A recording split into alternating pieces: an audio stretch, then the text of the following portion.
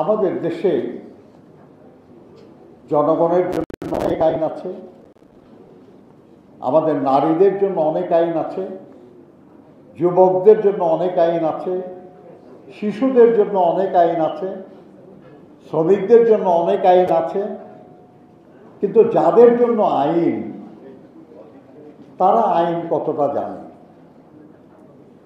তারা আইন কতটা বোঝে, তারা আইনের কতটা সুফল ভোগ করতে পারে। আইনের ভাষা সংশোধন বা সুন্দর করা যথেষ্ট নয়।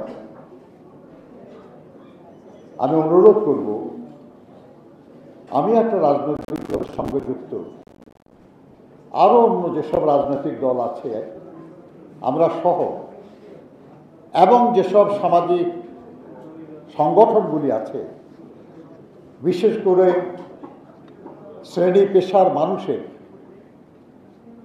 তাদের প্রধান দায়িত্ব হওয়া দরকার যে তারা যাদেরকে প্রতিনিধিত্ব করেন তাদেরকে আইন সম্পর্কে সচেতন করা, আইনগুলির বুঝতে দেওয়া, আইনের ত্রুটি কোথায় সেটা তাদেরকে বোঝানো, এবং সেই ত্রুটি দূর করার জন্য যে লড়াই, সেই লড়াই তাদেরকে সম্পৃক্ত করা।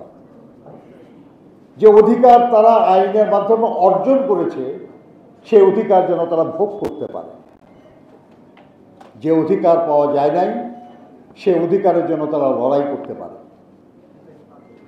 এই কাজটা গুরুত্বপূর্ণ।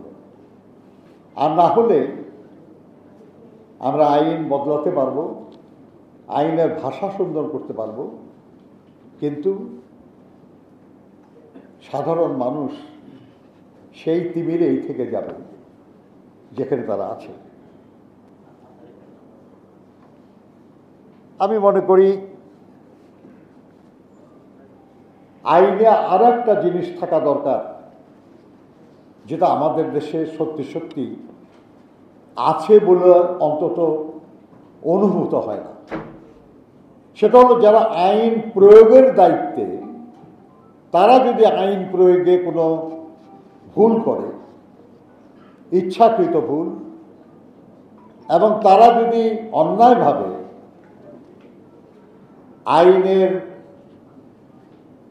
ব্যত্যয় ঘটিয়ে জনগণের উপর নিপীড়ন চালায়, তাদের শাস্তির বিধান কোথায়?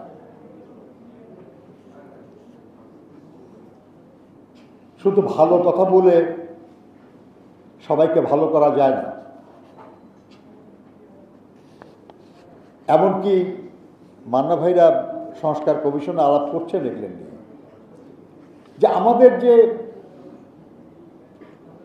সাংবিধানিক প্রতিষ্ঠানগুলি, আমাদের যে সংবিধিবদ্ধ প্রতিষ্ঠানগুলি, বিশাল ক্ষমতার অধিকারী যারা, তাদের কি হয়? হয় তারা পদত্যাগ করে, কিংবা তাদেরকে অবসর দেওয়া হয়। কিন্তু একজন সাধারণ মানুষ একটা দেশের বা অন্য একটা মানুষের কতই বা ক্ষতি করতে পারে।